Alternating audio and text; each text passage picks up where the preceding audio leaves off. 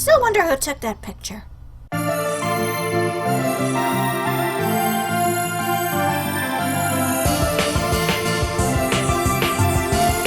Greetings and salutations, viewers. I'm StarPrincessHLC, and welcome to the fourth and final episode of my review on Corpse Party Tortured Souls, the OVA series based around the game Corpse Party by Team Grizz and Exceed. It's been a long time coming, but this is now the final episode in this series and the last of the reviews of this. The same concept applies for the previous ones. I'd advise watching the other three reviews before getting to this one, so you don't, so you're all caught up. If you haven't played the game or watched a Let's Play of it, or you don't want to get spoiled in any way, avoid this. Watch the OVA or a gameplay, or play the game yourself, and come back, because there's going to be a lot of spoilers ahead. Also, again, in the description below will be a link to where you can watch the OVAs yourself in full with English subtitles without my silly face ruining the atmosphere. So with that, let us begin. Thanks! We got to watch a scary movie together, and it's real life! Okay, first of all, this one actually felt a lot shorter than some of the other ones. I would say this one is kind of more along the lines of the very first OVA, and that it's trying to be more connected to the storyline of the game. Well, sort of. They're trying to be more canon towards the end of the game, as opposed to the other chapters of the OVA. But they do change things, and I will get into that essentially, but pretty much the bulk of this is like trying to finish up chapter 5 of the game, leading up to the very end with what's left of the cast escaping Heavenly Host. Sorta.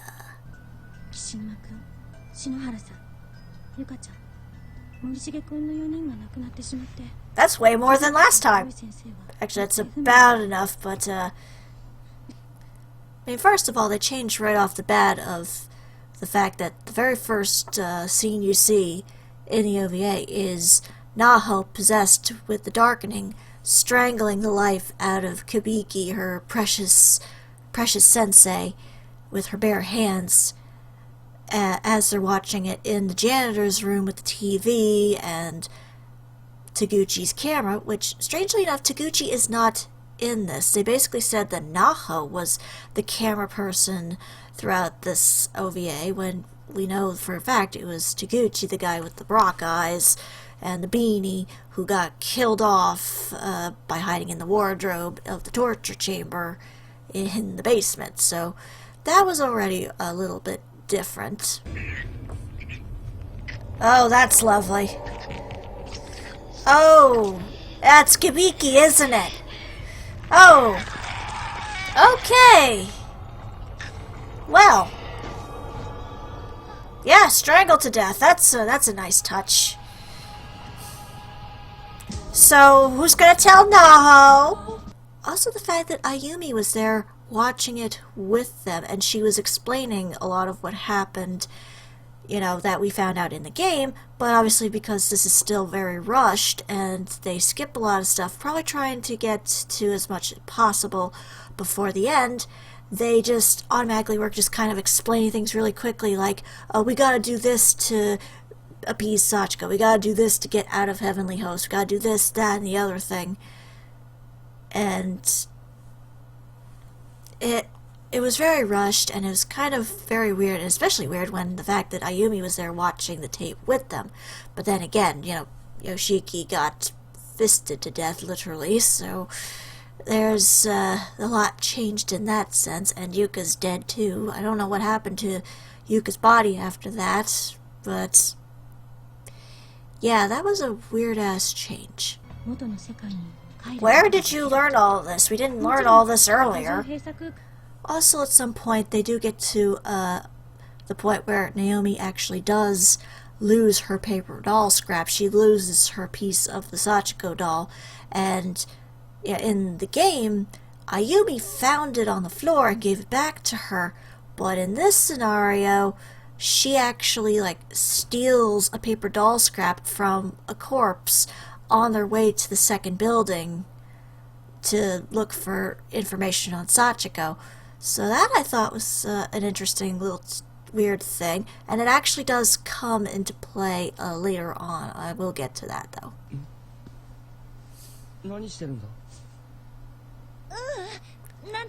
I'm just looting corpses for paper doll scraps, don't mind me!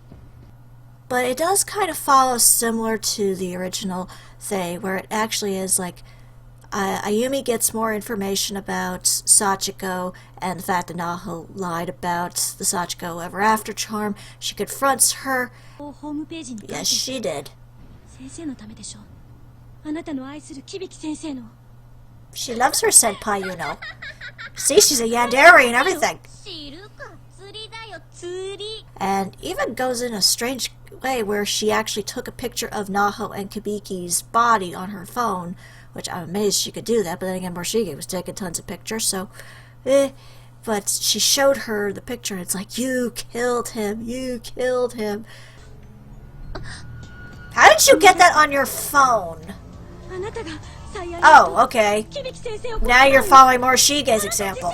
And honestly, the scene where Naho gets absorbed by the darkening, it was actually more disturbing in the game than it was in this OVA. Of all the things, you would think this OVA would be the one where it would be super creepy and super disturbing to watch the blackness just spew out of her as she's absorbed into the darkness.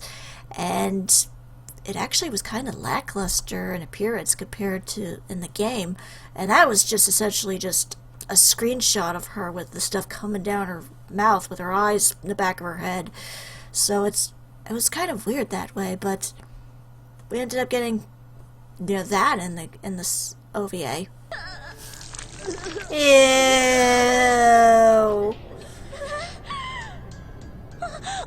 That was strangely less disturbing than in the game. Also, once again, we see Naomi and Satoshi going into the infirmary and finding Yoshie's diary, and her ghost is there with her head twisted back because she fell down the stairs. That's a long time ago. Wow, you're so casual about it. Hi, Yoshie. And all that stuff. They changed a small little thing where it's like, oh, we can't read this, and then later on when they find Sachiko's tongue and, see what happened to her through the flashbacks, which was incredibly disturbing to look at, by the way, watching the principal stab her body and cut out her tongue from her dead, rotting corpse in the bottom of the basement was absolutely disgusting. I'm not gonna lie, that was absolutely disgusting.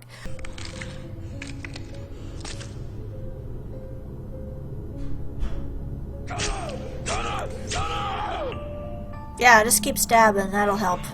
But for some reason, after that, there were pages that were stuck in the diary and that were suddenly able to be opened, and finally we were reading about how Sachiko and Yoshie died with the principal, and somehow they end up in the basement, and I don't know how they did that. They didn't really show that. They didn't show them finding the secret passage in the wall of the principal's office. They just, boom, they're in the basement. Hi. Well, that's normal.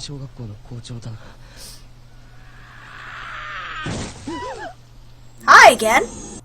And then at some point in the OVA, we're still looking around with Ayumi, and she runs into Miss Yui. Somehow I don't know what happened to her. I guess maybe similar to how Yoshiki escaped Hammerman in the game, but she managed to get away, and she found Ayumi and told her what happened to Mayu, and she's all like, no, I couldn't protect my friends. And strangely enough, Miss Yui is all like, well, it just means that you really care about your friends. It just means that you really care about their safety. Which I thought was kind of weird, considering it's like, you just watched one of your students get pummeled against the wall. You'd think you'd be a little bit more concerned about that. But then it doesn't matter anyway, because right after that an earthquake hits, and like I showed in my Let's Play of Corpse Party, Miss Yui gets instantly decapitated by a falling beam and dies instantly, and it's like, well, that's an anticlimactic way to get rid of the teacher. At least in the game, she died honorably and nobly, trying to sacrifice herself. Here, she just loses her head for no reason. Oh. Oh, wait, I think I know what happens here. Yeah.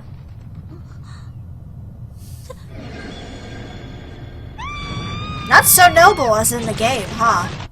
But yeah, somehow the earthquake that kills Miss Yui is actually, I think, what brings Ayumi down into the basement as well, into the area with all the pools of blood and bodies and such, which was weird considering the whole thing was she was crawling through the incinerator in the school to get there. But obviously, I guess they changed a lot of things, trying to rush it along, while also essentially changing things like killing off Yoshiki and such.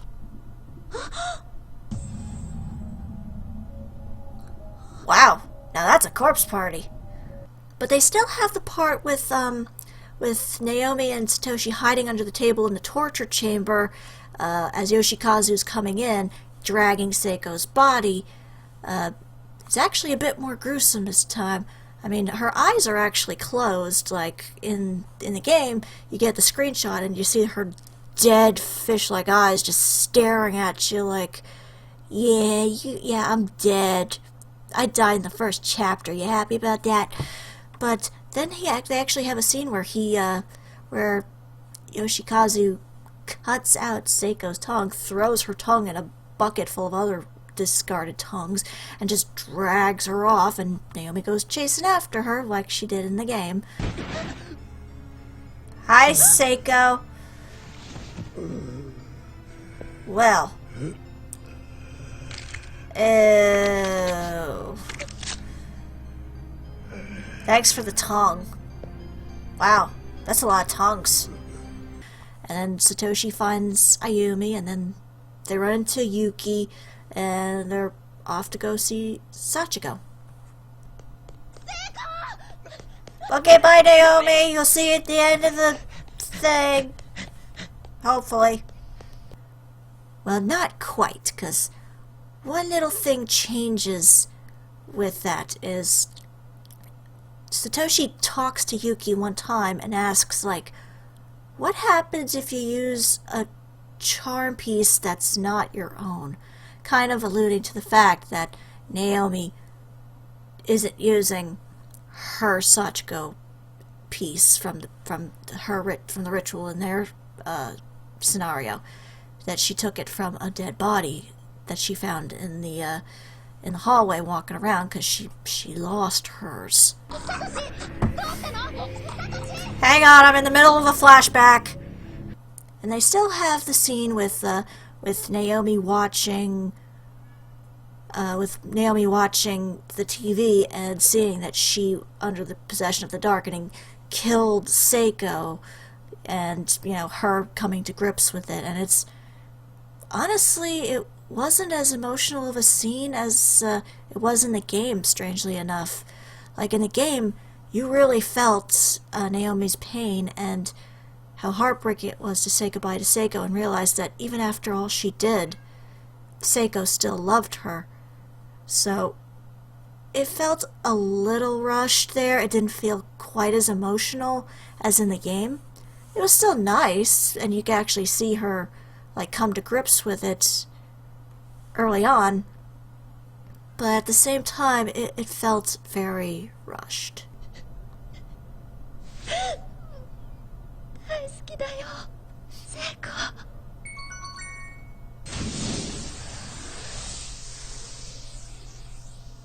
The magic of friendship saved Naomi. Not so much in this case, I think. But the finale, when Ayumi and Satoshi confront Sachiko, it's actually a very emotional scene from various angles. For one, like, Satoshi is literally fighting tooth and nail against Sachiko, who is desperately trying to stab her scissors into his abdomen. She gets close a few times, and Ayumi freezes a few times, and then she's like trying to pull the scissors away from Sachiko, like, no, don't stab Mochida, no, don't do it. Holy crud. Oh, sure, now you help. And the two of them are like struggling to reach White Sachiko, try to get her to open up to her humanity, while fighting off the Dark Sachiko, who's like desperate to kill them. Does she look like she wants to listen?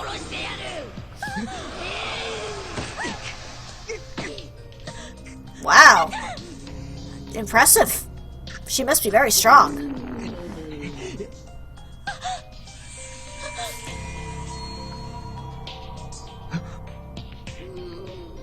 Well, hi. But yeah, like in the game, they do manage to appease her. And actually, I think this scene where they are appeasing her, where they are reaching out to her humanity, and even Naomi shows up to try and help as well. But I think that scene in the OVA is actually more powerful than in the game.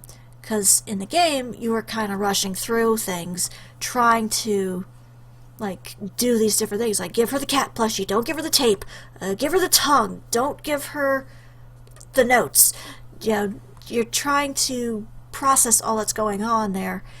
But in this one, you know, you kind of settle down and they're trying to talk it out with her and reach out to her humanity, and like seeing that where they hand her the tongue and then Naomi hands her the cat plushie that her mom gave her for her birthday, and you know, you just see little Sachiko, like her eyes full of tears, like, I'm so sorry I hurt everyone. Like, you can really see how heartbroken she is, and you know, the fact that she was so badly killed and, you know, essentially forced into becoming this monster for no good reason than the fact that she was killed horribly.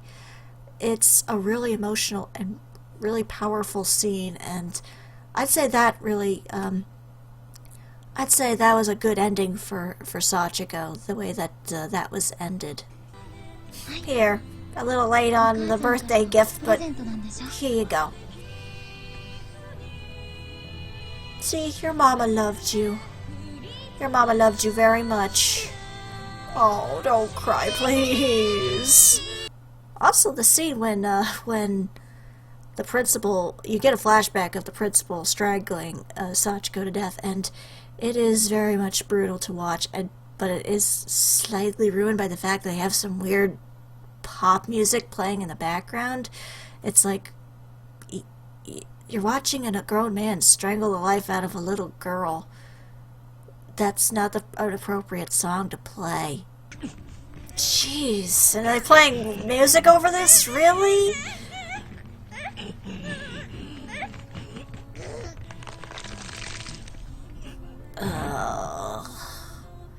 She was just a little girl.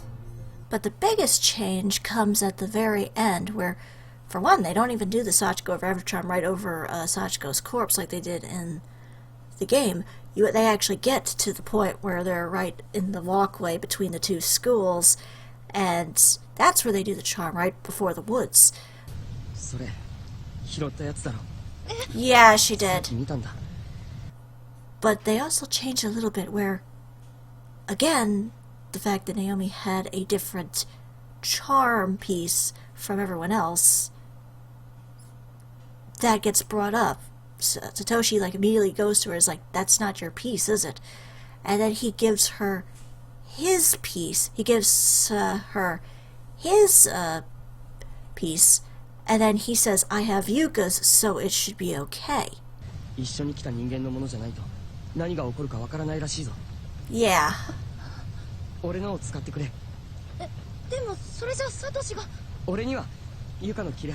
Oh, you have two pieces, okay.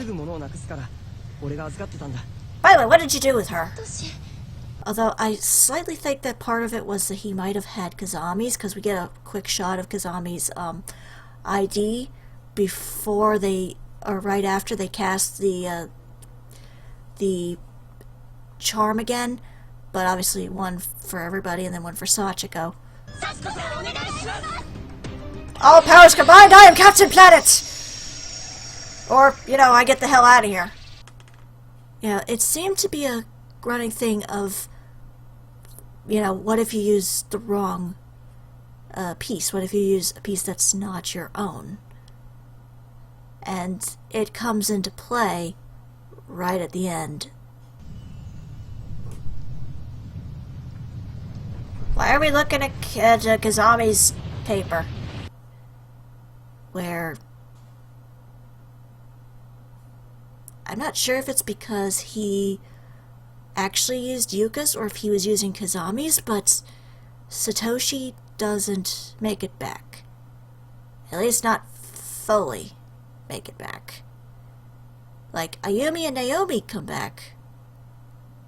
But Satoshi, literally the only thing that comes back from him is his arms. Like, Ayumi is holding one hand, Naomi's holding the other, and they're just holding bloodied arms. Like, there's nothing left of him. He is just arms. So I don't know if it was that he actually used Kazami's ID and it just screwed up, or if it was just because he was using Yuka's and it screwed up, but something went wrong with the charm and Satoshi ended up dying as well, so only Naomi and Ayumi made it back. Oh! Oh! Look, ma, no hands! And then that's pretty much the end of it. You can sit and watch at the end of the credits where there's a small scene that's actually the opening to Book of Shadows with Naomi's mom talking to the doctor about, like, she's constantly talking about this person that doesn't exist, obviously talking about Seiko and such, and, you know, she's all upset, like, my little girl is so miserable, I don't know what to do. And then you get a shot of Naomi looking out the window with a, you know, dead face in her eyes, just mumbling to herself. And it pretty much is the opening of Book of Shadows. Oh boy, she really went crazy, didn't she? Just keep whispering into the void, I guess. But other than that, that's pretty much the end of the whole thing, with it ending with the opening of Book of Shadows. So, honestly, I think this one was a little bit weaker than the previous one. I think episode 3 of the OVA is the strongest one, thus, like, out of the whole 4 of them. Just because 2 was very difficult to follow, and 1 and 4, while they were trying to follow more towards the main storyline of the game, it felt very rushed, and because they made a lot of changes, probably to, you know, have a little bit of fun with the animation and such, like with Yoshiki's death and such, they changed a lot, and, you know, I didn't expect it to be exactly like in the game, because, you know, you can't always expect that, and a lot of it, I think, is based around more alternate universes. Like, I think they even say that with the Corpse Party series, that, like, every single wrong end is also canon, as well as the main, you know, timeline, saying, like, you know, these are all alternate universes where these things kind of happen, because that's the weird thing about Heavenly Host, is it's always kind of shifting and changing. There's various closed spaces, so there's probably various, like, alternate realities where certain things happen and go wrong and such. So, yeah, take it what you will. This was still a really interesting series. It was still really well animated. The fact that they got all the voice actors back was really well done. I could honestly see, if they put in the time and effort, and probably even have the budget, they could probably make Corpse Party into a really convincing anime, like a full-blown anime, not just the OVAs. But I would say that the big thing that they had going for them that probably backfired is the pacing. I'm guessing they were trying to rush it along to try and get as much information out as possible, maybe even try to convince people to play the game and see where everything is. I don't know, but it did feel like it was very rushed in places. I mean, they did a really good job, with the animation and the voice acting, and the fact they even brought in the music. I never mentioned that before, but they did bring in the music from the games into parts of it. So they were trying. They really were trying, but at the same time, you could tell it was a little rushed, and the pacing was a little off.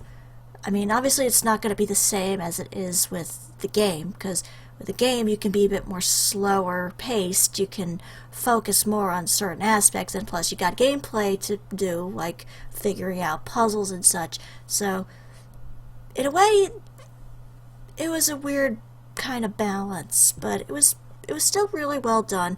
And again, I would love to see an actual anime of this series. I could really see them doing a good job with it. Although I would be curious to see if they did try to dub it in English, who they would pick for the voice actors.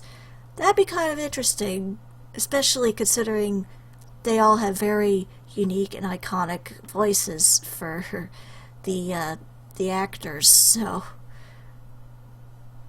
but no, this was definitely a really interesting thing, and it, like I said, it had its problems. What doesn't have its problems? But overall, I did enjoy this 4-part series. Hopefully, you guys get something out of this as well. Check it out for yourself if you don't believe me. But yeah, maybe I'll actually do the missing footage one as well. There's really not much to say about missing footage. It has one scene of the kids' gruesome murders at the beginning, and then basically the rest of it is just watching the kids kind of goof around and what they were doing the day before they performed the Sachiko Ever After charm. So there isn't much to say on it, but not much else I can really say about it. It's just, pacing-wise and, storyline-wise, if you're a stickler for that kind of stuff, if you need it to be exactly like the game, you're going to be disappointed. But if you're a fan of Corpse Party and you're curious to see what Team Grizz Grizz and Xseed and everyone else who worked on this could do, this was really well done. I haven't heard any good things about the movie, though. I haven't heard any good things about the film, the live-action film, and honestly, I didn't expect it would, but maybe if I could find a copy of that, I could review that as well. But for now, this is StarPrincessHLC saying thank you very much for watching, and have a fond farewell. If there's anything else you'd like to see me review and talk about in the future, let me know in the comments below, and I will check it out at any time and see what I can find. So, thank you again. Bye-bye.